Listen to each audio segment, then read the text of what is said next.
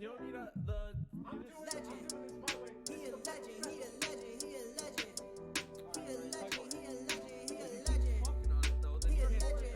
Welcome to the league, to the league, to the league, to the league, to the league of Item. Welcome to the league, to the league, to the league, to the league, to the league of Item. What's up, everybody? It's Pikel with League of Items, and in today's video we're going to discuss what has happened so far in the League of Legends seasons globally. So we'll start off in the LCS, LEC, LCK, LPL, but before we do that, we're going to talk about the matchups for tomorrow real quick. It's just a 2-game slate, so not anything that we're interested in for DraftKings purposes. I try to sit out as many of these 2-game slates as I can, unless I think that there's like a good underdog. So let's take a look at that. So I have my sheet up for the next part of the video. But for tomorrow we have LGD against JDG. Let me get the LPL back onto the screen. So tomorrow, I need to go to that. We have JDG and LGD. So JDG is a minus 400 favorite. They're implied to win 80% of the time. If you bet $100, you win 125. LGD plus 286, projected to win 26% of the time, or implied to win 26% of the time. If you bet 100, you win 386. So I went through a lot of my numbers before, and if we'll get to that next. So basically, let's just go lane by lane. So in the top lane, we have 369 against Fearness or Garvey. I think I saw the starting lineups before. I expect it to be Fearness. 369 is better than both Fearness and Garvey in terms of like how much we can depend on them to play well, but they are a volatile top laner. I don't think that the edge is gigantic in this matchup, but definitely the more consistent player. In the jungle, we have Kanavi against Shadow. Kanavi is an extremely good jungler. I do like Shadow a lot more than most people do, but I don't like Shadow compared to Kanavi. That's not a matchup that I want. Yagao or Yimeng against Yeg, Y-E-G. I still don't know how to say that guy's name. I think that Yagao is slightly favored, but I think that it's definitely possible Yeg is good enough to win a lane, especially if we're getting like handshake stuff like Corki against Victor. And then we have LPC or Hope against Eric. I think some people are saying Hope is back or will be back soon. Hope was on EDG when they were like 17 or 18. I think they still had Clear Love at the time. They did have Scout. They had Mako. So they had the pieces of a championship contender, but it just never really worked out. And then Hope was basically replaced by Viper because Viper is a better AD carry. And that's that. So is Hope still a good player? We have to see. But he's only 21. That's the thing that's why I kind of talk about talent and like youth and why you should want to get that into your teams, is because Hope is a veteran at this point with multiple years of experience, has played in the LPL, has played in the developmental leagues, and was always thought of as a very talented AD carry with high upside. And even after that initial failure, they have enough time to grow and potentially turn into something. The difference between that happening in a place like China compared to the LCS is that there's a competitive developmental league that has consistently shown that players can move up into the higher division. The other thing that I'll say is that it's more likely that you find a young player in the developmental league, even younger than 21, that has like that upside. And that's really where you want to try to get your stars from. I think that the one reason we might want to give Hope another shot, maybe more so than other players, is because they were replaced by Viper. It's not like he was replaced by some random AD carry, and he may have been. It may have, the change may have happened longer ago than I thought. In which case, I would just be, wrong about this. But that's kind of how I see the hopeful Hope narrative. And then we have missing against Jin Zhao or Chance. Doesn't really matter. It's probably Jin Zhao. So do I think that LGD could win? I do think that LGD could win. JDG has been very volatile so far. I think that this is a good matchup for DraftKings. It's too bad that it's only on a 2-game slate, because if there were other big favorites, maybe you get a depressed JDG ownership, but it's probably going to be the very popular side. LGD does not have a ton of deaths in their losses, but that could just be a limitation of anyone's legends, so I wouldn't put too much weight on that. JDG, when they lose, it's bloody. So if LGD wins, not only are you going to get the winning side, you're going to get probably a lot of kills. So you probably want exposure to LGD tonight, because the other side is EDG against Ultra Prime, which is definitely the tougher matchup. JDG 14-4 against RNG, 18-14. Okay. Yeah, so ultimately I think we should do this matchup and then kind of recap it. So EDG minus 1,400. If you bet $100, you win $7, so you're probably not doing that.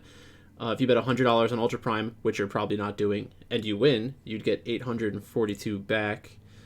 I don't know who's starting, Xiaoshang or Flandre. Let me just get Twitter back up.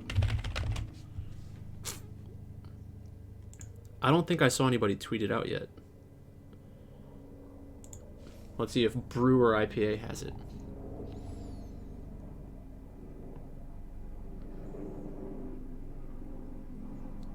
This guy won $1 million? What? Is that real?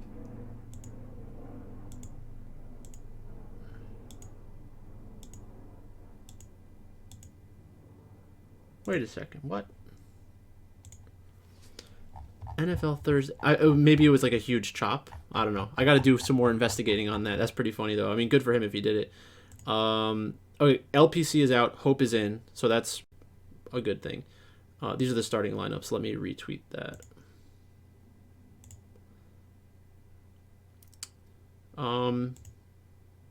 Okay, so then in the second match we have ZS Hacker, Cryan, Elk, Xiaoxi against Flandre, Jai, Scout, Viper, Mako. You know what? I like Ultra Prime. I don't think that they're like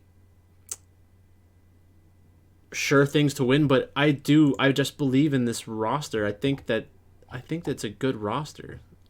You have legit players on there. Let's see. Ultra Prime. So far, Ultra Prime.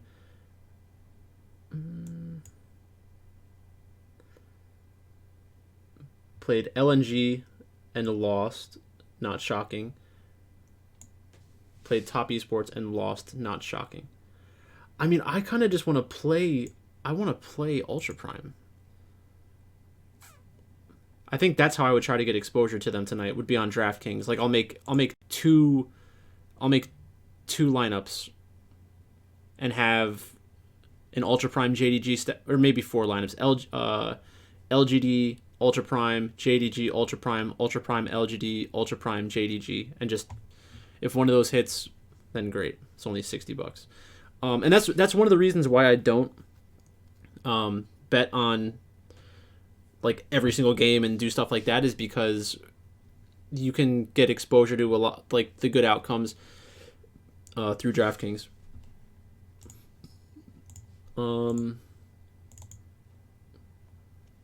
Yeah, so ZS against Flandre. The reason I think that this is possible is because ZS is a highly thought of top laner. Like, coming from Invictus Gaming's Academy, I'm pretty sure that people think highly of him. I don't see why he wouldn't be able to compete with somebody like Flandre. Flandre is a good player, but not a great player. Like, yes, he was a part of a world championship winning team, but he wasn't the primary focus of the team. Hacker against Jai. I do think that Jai is the better player, but we've seen Hacker have good performances against good teams in the past. Cryan against Scout. I definitely prefer Scout. There were definitely times in 2020 where like RNG was playing against EDG, or I guess he might have been on E-Star at that point. But there were definitely matches where it would be like Scout against Cryan, and people would say oh, Cryan's so good. And I was on the opposite side of it back then because I knew that Scout was the better player, talent-wise, and like long-term has a storied career, especially now at the World Championship. But now everybody thinks Cryan's like a horrible player, and he might be a limited player with a limited champion pool, but he's not a horrible player. And then Elk and Xiaoxi against Viper and Mako. I don't know if Xiaoxi will have the career longevity of somebody like Mako, but I think that Elk is going to be around forever. He is a legit AD carry. So it should be a fun night of League of Legends. I think that there are chances of these underdogs pulling something off,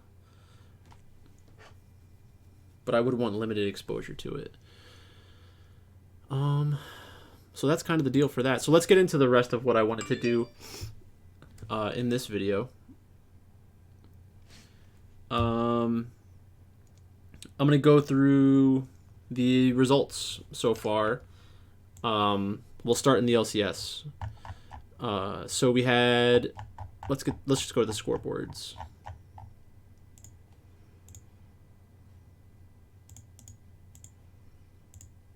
So I guess before we get into any individual region, I've made 59 picks so far. In the 4, 7. That was the one number I didn't get. Losses. So I have 59 picks. I have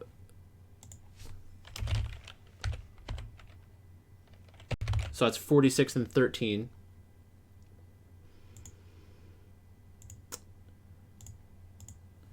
In the LPL, I've made 19 picks. I'm 15 and 4. I've only picked one underdog, which was Weibo against BLG, and I lost. And yet I would still be down if I bet $100 on every single game in the LPL. I'd be down about $360, roughly $360. In the LCK, I've made 10 picks, went 7 and 3, picked 2 underdogs, and won both.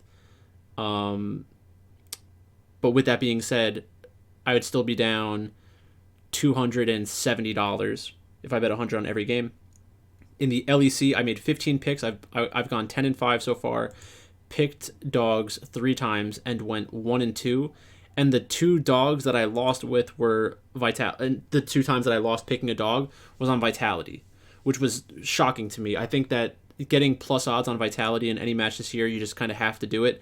I know that they're not looking great so far, but we still have a lot of season left. I'm not too concerned about them yet. In the LCS, I've made 15 picks. I've gone 14 and 1. I've picked dogs 4 times, and I've won every time.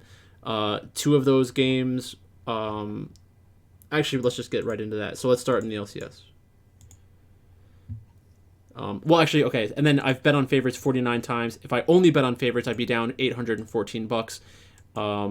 That meaning I've bet on dogs 10 times. If I only bet on underdogs, I'd have a profit of $225. So let's go here. So on day 1, we had 100 Thieves against TSM. That's right here. I picked 100 Thieves, which was the favorite, and was right.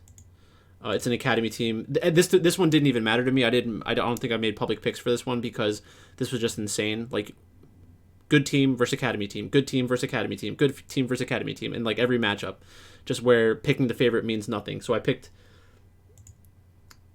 Oh, actually no. So I picked TSM against FlyQuest because I don't trust FlyQuest at all, and I was like, I don't care if TSM is playing their academy team. They have a legit shot at winning. They were at plus 139. So if I just assumed what the sportsbook would have listed it at, it probably would have been around there. But that was a dog that I won on. Then we had 100 Thieves against Golden Guardians. I definitely would have picked 100 Thieves. They just slapped Golden Guardians around. So let's go to game 2. Game 2 is really when lock-in started, in my opinion. In the first game, we had TL against Dignitas. And again, we have an Academy jungler, so that's not great. Team Liquid won 11-4. I was on the Team Liquid side. That's the first one up here. CLG against Immortals. I'm gonna pick against Immortals all year because Immortals are just not very good, and Wild Turtle is maybe the worst AD carry in North America. The problems that he has with like getting picked out and just dying randomly, it's been like that his entire career. It's a huge problem.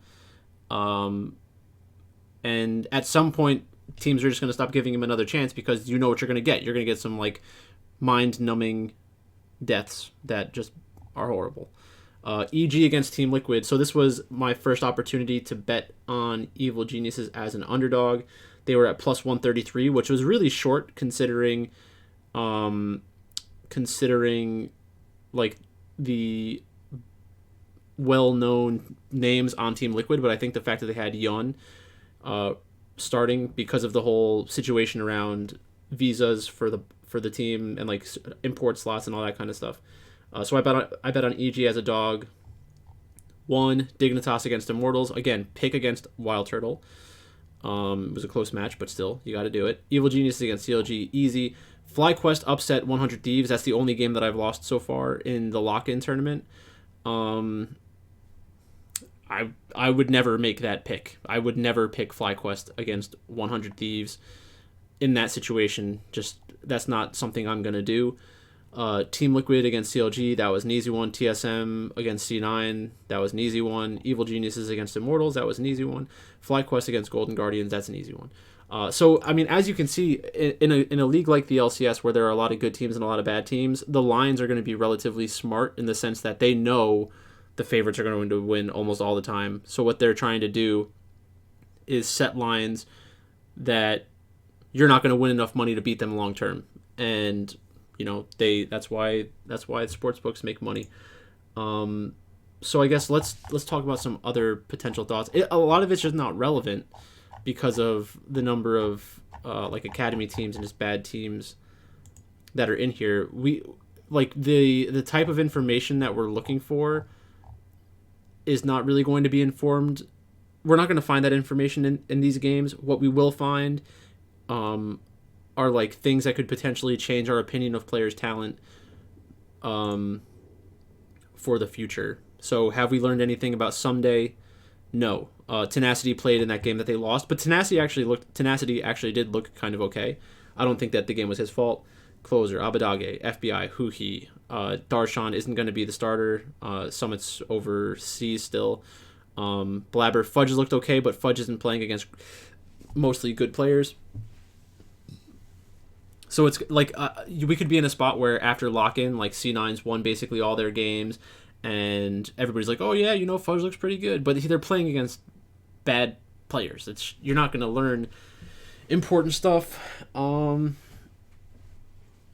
CLG, Luger and Poom. I mean, CLG. I don't put much weight into their win over Immortals. Fake God, Blue, Neo, Biofrost, Impact Inspired. I mean, Evil Geniuses looks legit. I don't know how you could really say anything other than that. But again, it's against bad teams for the most part. But that win against Team Liquid is very important long term.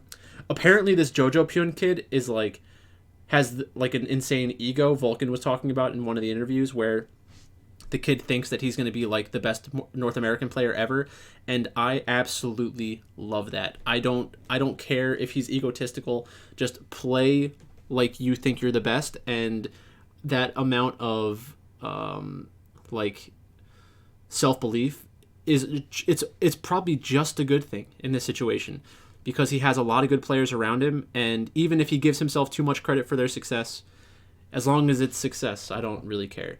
FlyQuest. I mean, yeah, let's build our team around Kumo. That's gonna work. So stupid. Immortals.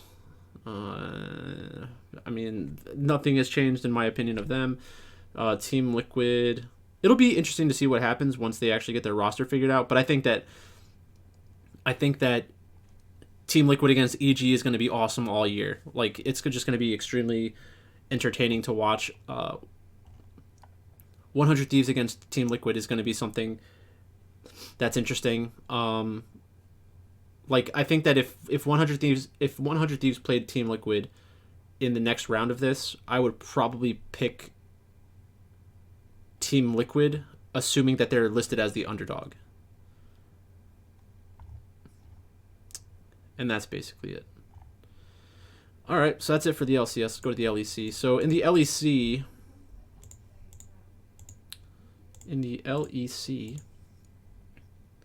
I'm 10-5, and I've lost with Vitality 3 times. So right now, Vitality's a weak spot for me, and you know that's gonna happen.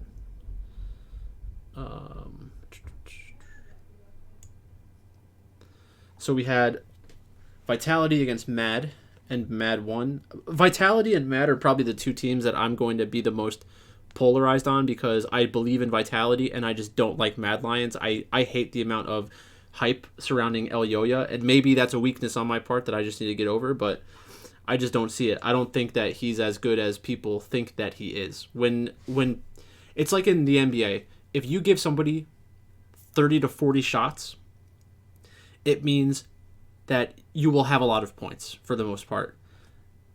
That means you get more opportunities, so you're going to score more points, which is a good thing because it means your team trusts you and believes in you to score those points. So that part of it's good for Elyoya.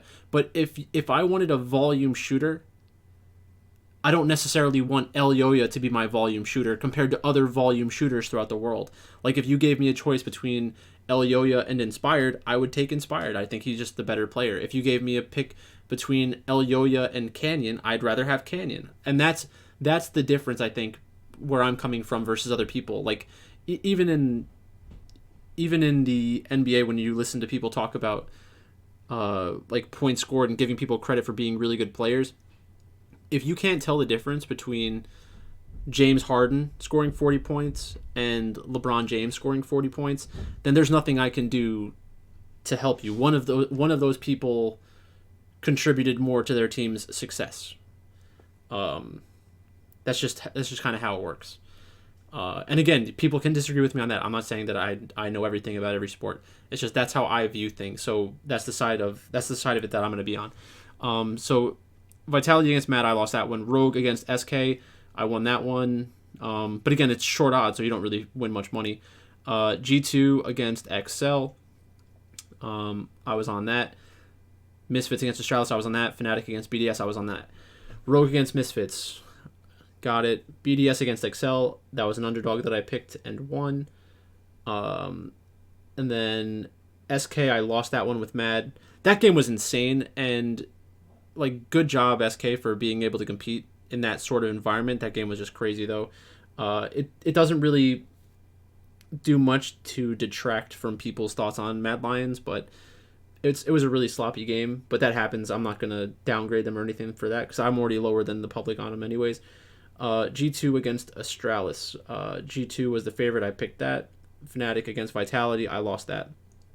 Then the last day, Vitality against XL, I lost. Misfits, I won.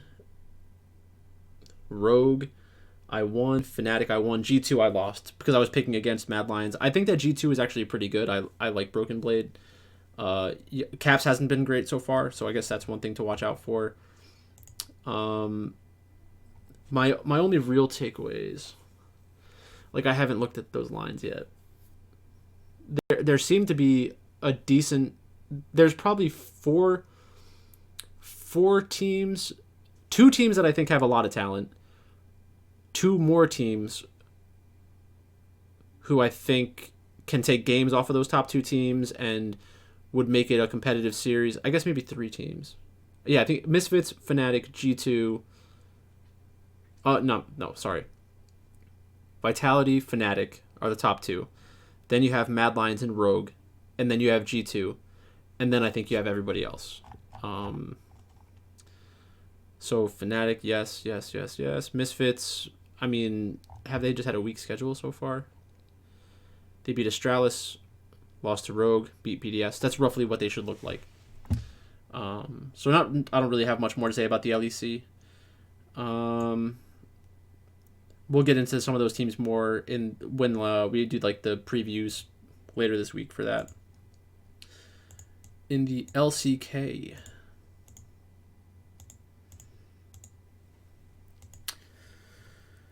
I had Gen G, I had DRX against Live Sandbox, lost that one. That was a tilter. T1 against Kwangdong, won that. Hanwha Life against Nongshim, I had Nongshim. That was a tilter.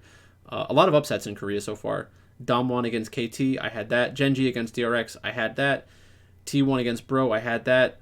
Kind of sucks that they dropped a game there, but it's kind of whatever. Nongshim against Live Sandbox, had that. KT Rolster against Kwangdong, I had that. KT was listed as the underdog there. Hanwha Life against Bro, I had Hanwha Life. I mean, that's the kind of matchup I seem to never get right. Hanwha Life was listed at minus 137. I don't know. That one, I'm not going to get that one right a lot of the time. And then Damwon against Genji, I had Genji. I thought that they were listed as the underdog on Pinnacle when I looked at it the first time, but then I saw it on Odds Portal, and Genji was like minus 114 to minus 115, so they're basically just even money. But I had Genji. Genji's really good, and I expected that. So not much has changed here. Let's take a look at some rosters just to see if any names jump out at me. DRX, Kingen hasn't looked great so far. Pyosik is fine. Zika and DRX, I still believe in them long term. They have lost twice, but they had one bad loss in my opinion, and then they had one loss against Genji, which is just going to happen. Next week they play against T1 and Kwangdong Freaks. So they could put together a good showing against T1. It'll be tough. That's probably like a bet on them plus 1.5 maps. And then DRX against Kwangdong. They should get their first win. If they lose that one, then we're going to start feeling bad. I won't get off the DRX train, but I will feel bad. Hoya hasn't looked good so far.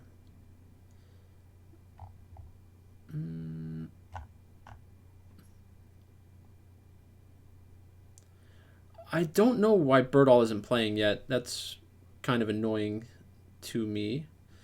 Fred Brian, they've been playing Morgan, but, you know, I just can't really be bothered with that. I didn't actually look at the scoreboards for that one. Genji is a good team. Hanwha Life can beat okay teams and will lose to bad teams. They're just going to be all over the place. KT Rolster lost to Damwon, beat Kwangdong. That's about it. KT should be a good team. I think that Aiming is going to do well this year. Kwangdong Freaks. They're going to be they're 0-2. I think Kwangdong Freaks is a team that people like more than I do. We'll see how much opinions change as time goes on.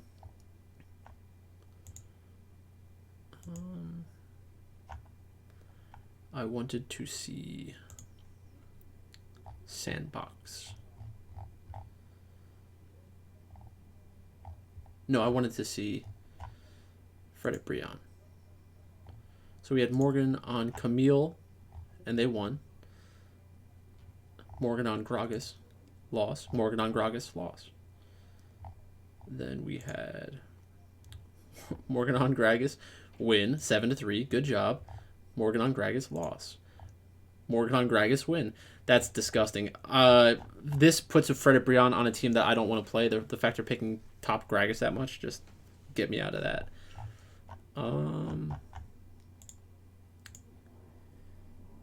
Like he's trying to prove he can play other champions besides Camille, but if it's going to beat Gragas, I don't want a piece of that. Live Sandbox. Nongshim. That one loss Nongshim had early in this, that one was kind of disappointing. I don't think that really continues though. I think Nongshim will be good. And I guess that's one thing to kind of take away from this is that it's way too early in the season to start changing your opinions wildly on people, so you kind of just have to follow through with what you've been saying from the beginning of the season. And then we can go through. I'll do the LPL pretty quick, but I don't really have much more to say. So OMG against TT.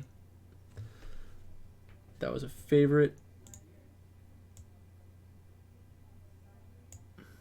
let's just do the losses, I guess. So RNG against FPX. I picked RNG as the favorite against FPX on like the first day of the season. That didn't go my way. FPX has looked okay so far. I think that they're vulnerable and that they will lose. Like some of these matchups that people just kind of are mailing in think that FPX is just better than everybody else, or not everybody else, better than all the middle teams. I think that's probably where they belong. So I'll take them in what I consider close matchups. I'll pick against them in what I consider close matchups. Anyone's Legends against LGD. I picked Anyone's Legend. No, I picked LGD. Wait, what? Anyone's Legends against LG. No, I picked LGD for sure. Lost. Top Esports against Rare Atom. I picked Top Esports. They lose to Rare Atom. I'm never gonna pick that. Weibo against BLG. I knew that was gonna be relatively close. I would have actually preferred it if Uzi was playing. It was a close match though. Respect to BLG. It's kind of what we expect from Suning, aka Weibo Gaming, aka The Shining. They're going to break my heart often this year, I think. But, you know, that's just kind of the game that we play. So that's it. Those are my 4 losses in the LPL so far.